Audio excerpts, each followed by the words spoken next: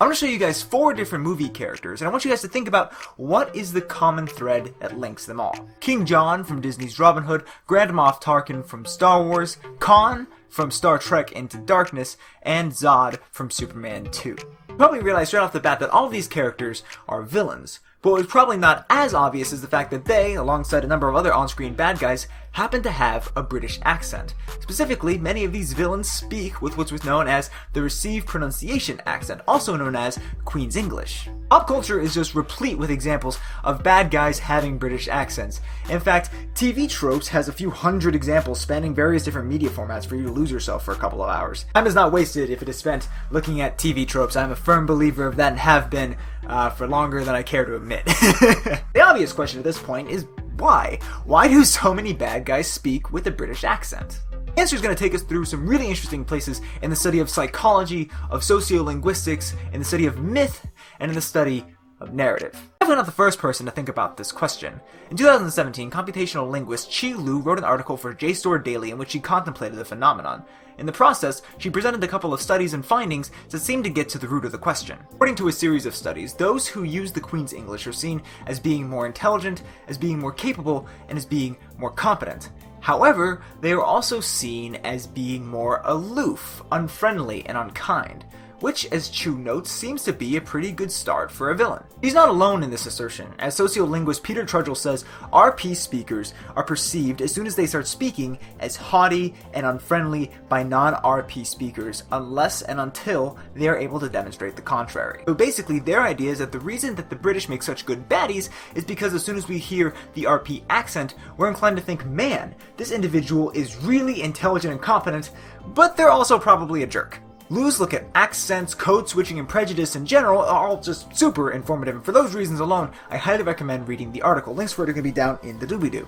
However, as an explanation as to why the RP accent is such a good fit for villainy, I think that there might be a few holes. First off, contrary to Churchill's sweeping assertions, it's not at all clear that there's going to be this universal perception of RP speakers as being more intelligent, but also less kind. The preponderance of the studies making this assumption draw their sample from the UK. The reason this matters is because there, the RP accent is strongly associated with being upper class, and there are some pretty strong and salient divisions of class in the UK. It may not be the case that people see RP speakers as being aloof and unkind, but that these UK-based samples saw people who are representative of the upper class as being aloof and unkind. Which, if you think back to the findings I presented in the Are You an Asshole video, may actually just reflect personal experience or cultural learning as opposed to some unfounded assumptions. And when you look at this internationally, it doesn't at all appear that this finding is anywhere near as robust as is initially presented. A Norwegian sample, for instance, found no differences in the attribution of kindness between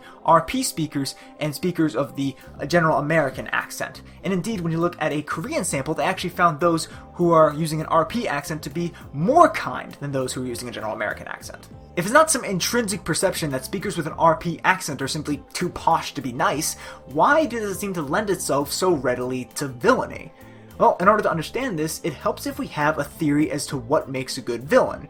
And in order to have that, since villains are ultimately a foil, it helps if we have a theory as to what makes a good hero. Probably no better nor more obvious place to look than Joseph Campbell's classic A Hero with a Thousand Faces. You probably know it as the book that gave us the idea of the hero's journey, which has influenced just about everything you've ever seen or read. However, Campbell also gives us a breakdown of the different kinds of heroes that often pop up in literature. The hero as a lover, as a saint, as an emperor, as world redeemer, and as warrior. The hero as lover includes characters like Prince Charming. Not that one. Ugh. God, I can't believe they're making a 5th movie. Prince Charming slaying the dragon as a prerequisite to marrying the desirable maiden. Basically, you do what you gotta to get the girl. This is in contrast with the hero as saint, who acts heroically by depriving or sacrificing themselves for the greater good. Think Terminator sacrificing himself for the sake of the world. The hero as emperor is characterized by receiving some sort of mandate from a greater cosmic force, usually God or something akin to it, to lead mankind to a better end. The hero as world redeemer takes this a step further by not only being told to lead men, but to also act as mankind's ultimate salvation. Hero as warrior is probably the most common archetype in contemporary media. This is the kind of person who rises from obscurity to handle an oppressive status quo and try to overcome and better it. Usually through violence, as the name implies, but also through the use of their wit and resourcefulness. It's clear across all of these that the hero is going to undergo some challenge whose resolution is going to have some decidedly pro-social effects. Their motivations may differ. They may be doing it for the glory, for the salvation of mankind, to frankly get laid, but at the end of the day, it is going to have effects that ripple out and benefit the rest of society. Ultimately, what they are charged with doing is going to help people who are like them. From this conclusion, we can piece together what makes a good villain. Or, at the very least, the kind of villain that's apt to have an RP accent. First, they have to be seen as being capable. They're not just some oaf or hack or somebody who stumbled their way into the situation. They are an actual antagonist. Second, since the hero is seen as representing social good, the hero has to be seen as representing the antithesis. For that first bit, all we have to do is look back on the studies that dealt with people's perceptions of RP English users.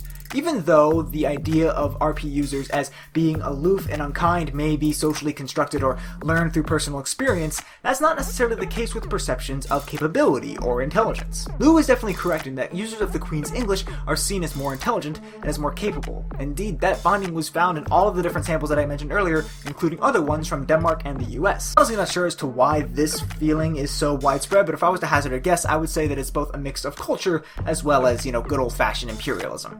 Anyway, regarding the relations and the social dynamics bit, there's reason to think that just merely having an accent, let alone a British one, is sufficient to be able to signify that the villain constitutes an other. Research shows that people tend to think of themselves and their in-group as not having accents, even though objectively, we all invariably do have an accent. So when we're cued as to seeing somebody with an accent or speak another language, it's a very clear demarcation that that does not belong in our in-group. They are part of the other. A lot of people think of race as being the ultimate arbiter of the other. However, studies show that language biases actually crop up a whole heck of a lot sooner than racial ones do.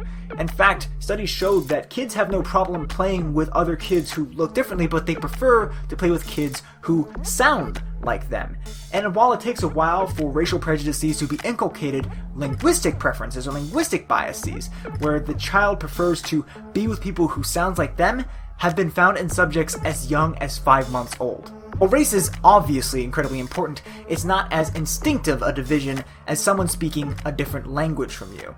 Or, in this case, the same language just with a different accent. These findings are super important in helping us piece together why so many bad guys tend to be villains. There's also one other crucial component that is missing here, and that's just the sheer fact that many bad guys are villains just because that's how it's been for the longest time now. Now that may sound like a bit of a cop-out answer, but there's something to be said about the power of cultural inertia.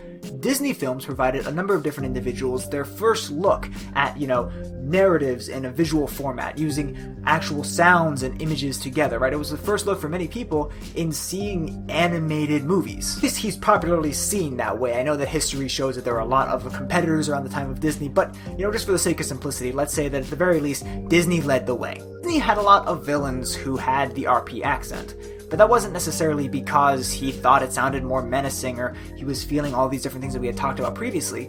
Walt Disney was an Anglophile. He happened to love British culture, and so a lot of his heroes in his movies were also users of the RP accent as well. What ended up happening is that a number of different television programs aimed towards children, thinking towards Saturday morning cartoons and started showcasing villains with RP accents. And when these kids ultimately grew up and became creators and started producing the cultural content that we have now, they kind of followed the same pattern. Eventually, by just sheer happenstance, the usage of the RP accent for villains started to outpace the usage for heroes. Research in communication theory shows that we make individual level judgments about individual characters insofar as they don't represent common archetypes that we've already been inculcated with from other kinds of media. They resemble something that we've already seen before. We're more likely to use that information in sort of creating this ensemble of meaning that ultimately defines the characters that we're seeing. It's a practice that will commonly use visual motifs in order to sort of drive the point home that this here is a villain, but it'll also use sound motifs such as music and also, as we've seen here, accents. Just Just a quick note, these explanations shouldn't be seen as being opposing each other. In fact, I think that there are in many ways some very strong resonances. We have our myths that we draw from psychology, and sociology helps fill the roles, but then pattern and repetition and practice sort of makes it solid, makes it stay that way. In many ways, the story of how the RP came to represent evil parallels the story of how groups of people come to represent villainy and evil. Accents merely give a voice to a deeper predilection of ours to make the world cohere with familiar narratives, and as such, we have to fight the compulsion to make monsters out of men, because the world is cast in a lot more gray than it is in pure darkness. May not win you any castles, but at least to me, I think doing so is a special kind of heroic. Curious to see what you guys think about accents in general, their usage as a motif, the way that they resonate with some sort of deeper, predilection for us to sort things, or, just kind of reflecting our deeper psychological and sociolinguistic nature. I'm curious to see all of those sorts of thoughts, or any others that cropped up while watching this video, down in the comment section below, as well as any suggestions that you guys have for future topics. I'm always open to them. Leave them down there. I look forward to reading all of them and answering a few of them in the next office hours. Sources for everything will always be down in the doobly-doo, as well as links to the Facebook, Twitter, and the blog. Look forward to seeing you guys out there as well. If you enjoyed this video, hope you consider giving it a thumbs up, and if you want to support the channel, you can do so by commenting down below, by sharing this video, and by subscribing to the channel to stay in the loop for when more awesome social science content is uploaded. As always, thank you guys so much for watching. I'll see you next time.